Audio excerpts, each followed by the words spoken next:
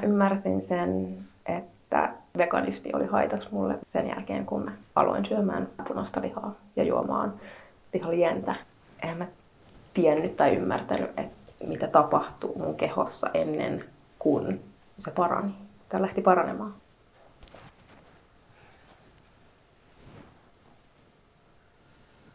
Täyspäiväisesti mä aloitin syömään vegaanisesti 2014, mutta sitä ennen mä olin lopettanut punaisen lihan syönnin 2011. Oikeastaan se ensimmäinen miksi oli sen takia, että mä en tykännyt lihan mausta tai koostumuksesta, joten mä jätin sen pois. Sen jälkeen tuli eläinten oikeudet. Alkoi tulemaan tosi huono omatunto siitä, että syön eläimiä. Vietin päiviä, tosi paljon päiviä, että mä katsoin kaiken maailman dokkarit läpi. Ja se oli semmoinen niin kuin viimeinen niitti, että ei pysty enää syömään eläinkunnan tuotteita. Tosi vahvasti piirtynyt mieleen justiinsa nämä kuvituskuvat niin kuin eläinten kohtelusta ja teurastushetkistä ja sellaisista. Mä muistan ihan ensimmäiseksi sen niin helpotuksen siitä päätöksestä. Että on nyt niin kuin tosi selkeä juttu. Että mun ei tarvitse enää perustella itselleni, että minkä takia mun on eettisempi syödä jotain ja sitten jotain taas ei. Että se oli vaan niin kuin selkeä juttu, että mä oon nyt vegaani.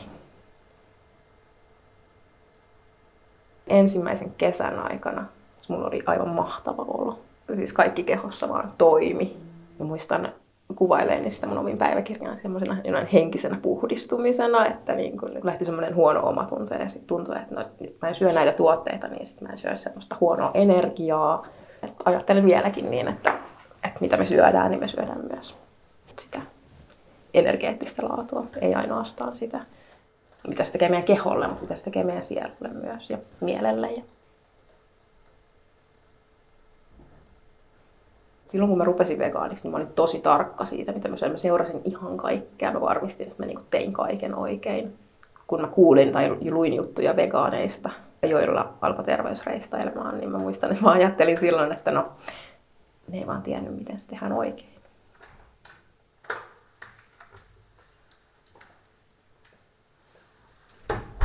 Moro! Hei! Me muutettiin Indonesiaan tuossa 2017. Ja me oltiin siellä 3 vuotta. Moikka baby. Eli mä olin sitä ennen ollut vegaani jo muutaman vuoden. Syötin aluksi aika paljon paikallista ruokaa, mikä oli sitten riisi ja just nämä hyvin mielenkiintoisissa öljyissä paistetut kasvikset ja yleensä tempe. Mitä sä haluat tehdä tänään? No pitikö meidän tehdä se rekotilaus? Joo. Ootko kattonut, mitä siellä on? No en ole oikein. Kato sä, laita sieltä auki, kun sulla on kännykkä. Joo. Ootas. Tuolla ois häntää. Posket on loppu. No otetaan ainakin häntää. Sydäntä. Tyylientä. Haluatko sä maksaa? Haluan maksaa. Säkin saat syödä sitä, vaikka et sä tykkää. Se on sulle terveellistä. Kun me tultiin takaisin Suomeen, mun terveys alkoi reistailla tosi paljon. Mulla ilmaantui ihan mielettömästi nivelkipuja. Ja mä aina jotenkin sain sen manipuloitua sillä tavalla, että se on mun oma syy. Mä olin vuosia todella väsynyt.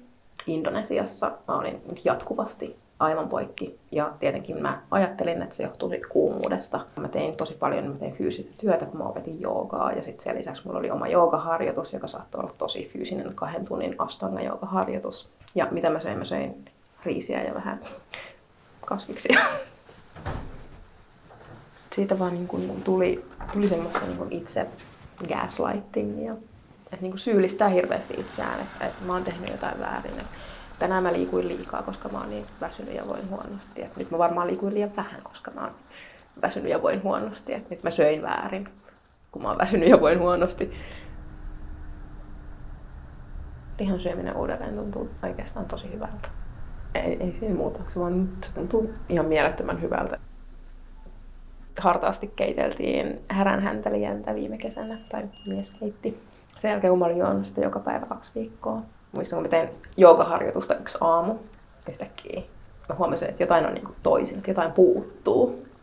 Sitten mä tajusin, että se kipu, joka mulla oli täällä vasemmalla puolella lonkan koukisteessa, niin sitä ei enää ollut. Se oli vaan, poissa. Ja siinä meni 2 viikkoa. Sitten siitä meni 2 kuukautta, kun mä kävelin tuolla lähimetsässä ylämäen ja mä en hengestynyt.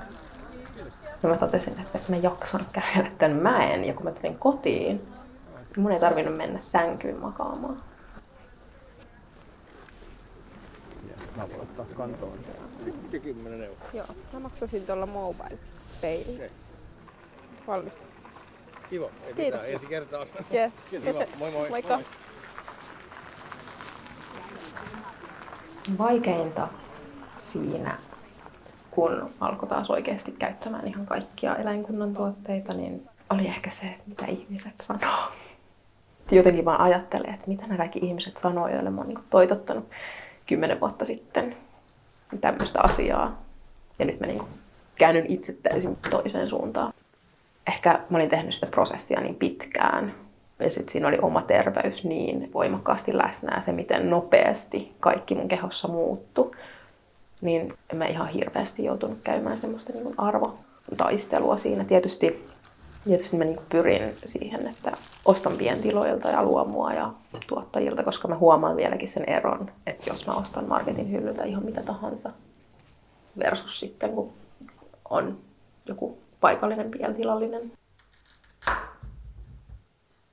Mä ajattelen veganismista, että mulle se ei todellakaan ole oikein ihan niin kuin kehollisesti ja myös henkisesti. Koska silloin, kun mä olin aloittanut ja mä olin tosi tarkka ja mulla oli just nämä liimat ja kengät ja nahkat ja kaikki, niin se oli todella kuormittavaa. Koska tuntui, että pitää olla huolissaan ihan kaikesta. Ihan kaikki pienet yksityiskohdat saattoi ahdistaa mua niin paljon ja mä ajattelin, että niin kuin pitää olla tosi täydellinen. Mä en halua puhua kenenkään puolesta, tietenkään. Mutta mä tiedän, että on niin monia ihmisiä, joilla on samanlainen tarina kuin mulla. Ja jo se, että mä oon julkaissut ehkä 1 postauksen Instagramissa 2 tarinaa. Ja mä oon saanut todella monta viestiä, jossa mua kiitetään. Kiitos, kun puhut tästä. Ja viestejä, jossa sanotaan, että mulla on samanlainen tarina, mulla on samanlaiset oireet. Saat vielä 1. Mulla on tosi tärkeä myös se arvo, että mä en koskaan sano, mitä muiden pitäisi tehdä. Tai mitä muiden pitäisi ajatella. Ja mä oon vahvasti sitä mieltä, että kaikki tekee omat päätökset. Kaikki tekee niiden omat tutkimukset ja päätyy toivon mukaan siihen, mikä on itsellä parasta.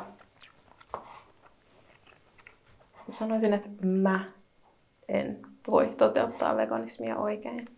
Ehdottomasti musta tuntuu siltä, että mä kuuntelen itseäni todella paljon syvemmin kuin koskaan ennen. Hyvää ruokahalua.